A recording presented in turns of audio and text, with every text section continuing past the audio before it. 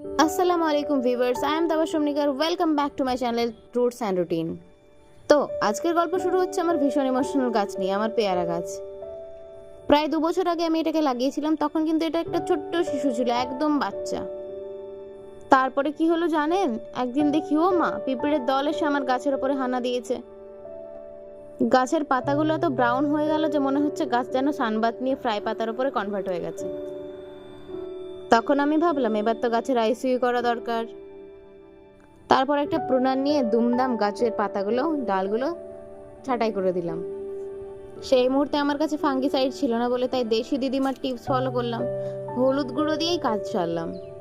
ভাবলাম গাছটা হয়তো বলবে, ধন্যবাদ দিদি, আমি এখন হেলদি ডাবল প্রোটেকশন মোডে আছি।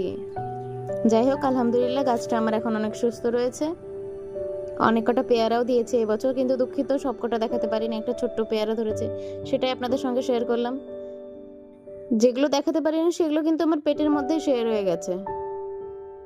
সো আজকের গার্ডেনটা আমার এখান পর্যন্ত শেষ। ভালো লাগলে লাইক, কমেন্ট, শেয়ার ও সাবস্ক্রাইব করে দেবেন। আমার গাছের জন্য একটু দোয়া করবেন। আল্লাহ হাফেজ, দেখা হবে নেক্সট ভিডিওতে।